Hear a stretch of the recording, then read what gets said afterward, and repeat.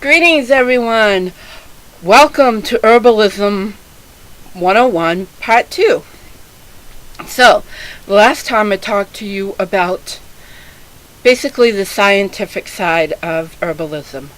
This time I want to talk to you about the other side of plants. And this has to do with intelligence, communication, plant songs, plant spirits, and elemental and plants association. Okay, now, so let's touch first on elements and plant associations. There are several books out there, most known Scott Cunningham's book, and it's called, I think Scott Cunningham, anyway, look it up and you can find it, on the element and planet associations. And as far as I can tell, most of that is based on Culpeper's Herbal, which was written, I didn't look it up, but it was written several hundred years ago.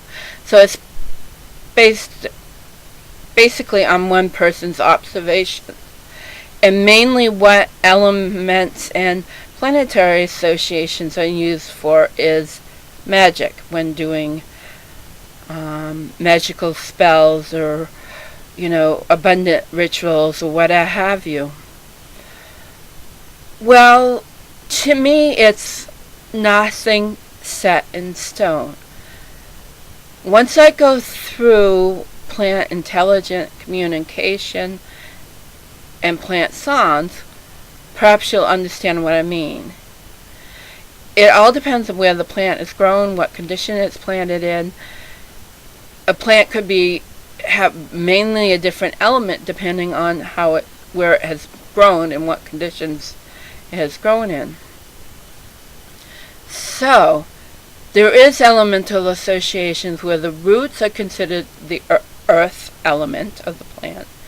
The stem is considered the water. The leaves are considered air. And the flowers are considered the fire element.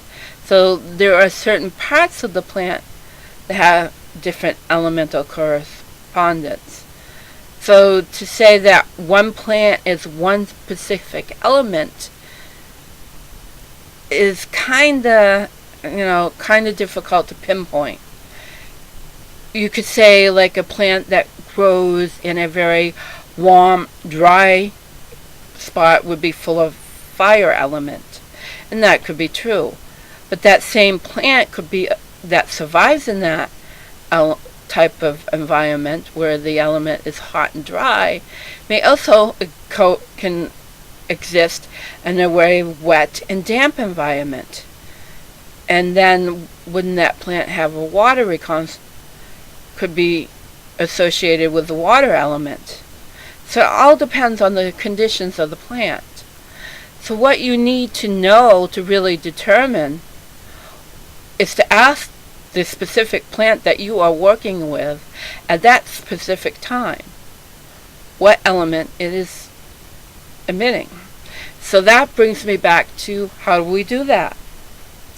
Plants have an intelligence. This has been well noted by herbalists and traditional cultures for millennia. They know plants have an intelligence.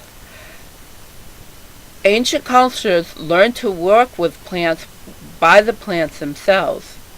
They ingested the plants, and the plants taught them the medicine.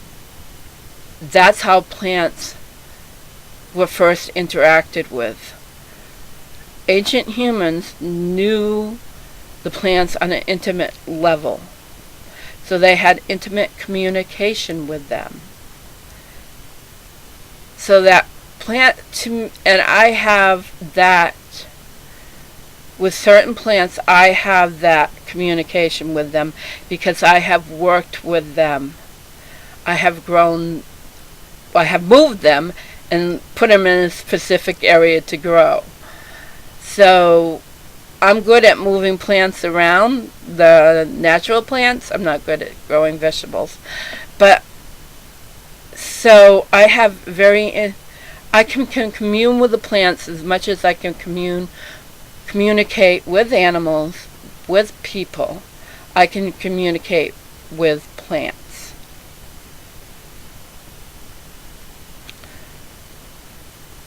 We all can do this. I believe I just developed this gift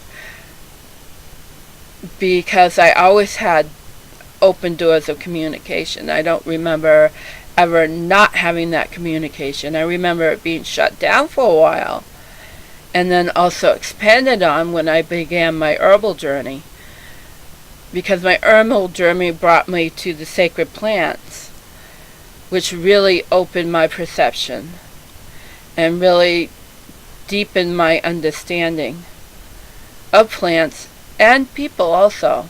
It gave me an intimate knowledge so that I have a broader understanding of the planet that we live on, and that we are not separate like we think we are. We are all individuals, but we are all connected.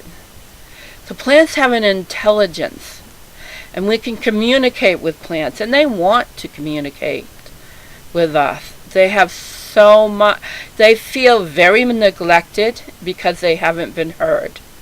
And that is part of my mission, and probably my life's past, is to get that message out there that plants want to communicate with us. Not just on a medical level, but on a spiritual level. So to me, herbalism is just as much a spiritual journey as it is just as much, maybe more of a spiritual journey than using the plants medicinally.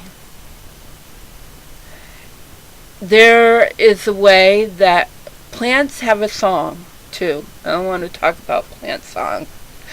Indigenous cultures teach that each plant has its own specific song. And once you know the plant's song, you can work with that plant on a very deep level. And this has been proven scientifically. They have hooked plants up. Somehow, I don't understand the science of it, but they have hooked plants up so that they produce a type of music that comes from the plant itself. There are herbalists that work, and I looked that up. I believe it's Pam Montgomery. I might be wrong, but I'm going to look that up for you, about the plant song. So we have, this is probably to me the best side of the plants. They have intelligence, they have communication, they have songs, and within that they have a spirit, and they want to connect with us on a spiritual level. And there are some people and some herbalists and good thinkers out there that believe that our very first spirituality was based on interaction with plants. For example, like the oldest plant is fungi, and you've probably heard of psilocybin mushrooms.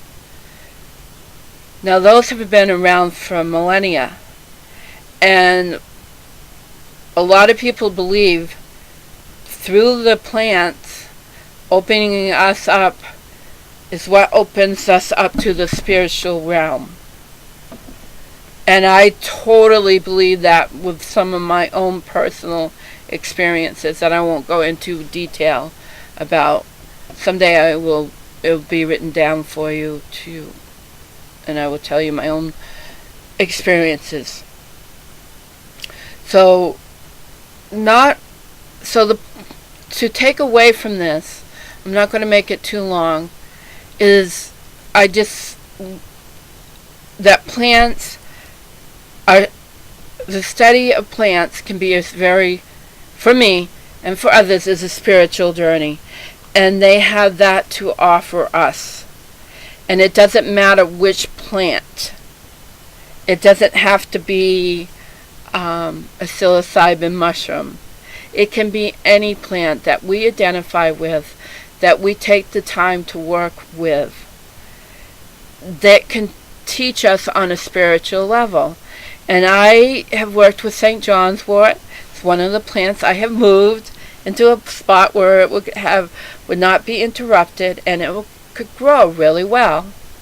So this St. John's wort I worked with several years. I picked the flowers. I make my own tinctures with it. And so this past summer, I decided I would put some. I took a flower, crushed it up. Don't know why I did it, but I put it on my third eye. I had an experience with that plant that night. I had dreams with that plant. That plant was sharing with me its spirit, its essence, and more. It's something I can't put into words, because to me, words lose. I think the English language loses so much. It's so hard to communicate. I think it's one of the worst communications on the planet. Even though it's the language I know from birth, it still doesn't feel like the right language to describe what can't be described. So you could pick any plant. Hopefully you checked out my meditation to meet your plant and spirit ally, and you can work with that plant, grow that plant, nurture that plant, get to know that plant, ingest that plant as long as it's not a poison. And then you can take and you can learn about, you can start communicating with that plant, you can sing to that plant. We've all heard about singing music played to plants. If it's a good soothing music, they grow better. If it's sad music, if it's really irritating music, they don't do so well. So find a plant that you really want to communicate with. Do my plant spirit meditation. Find out the plant that you're interested in. So if you like, please, if you're still with me after 12 minutes, please leave a comment below. Let me know what you're thinking. Or let me know you just stop by to say hi and watch my video. Please subscribe to my channel. I will go over Materia Medica next, but I wanted to jump in and give you this much right now so that, I haven't forgotten you. Sometimes life gets busy and I don't get to it like I plan to. So I hope you enjoyed this little talk on plants. Over now.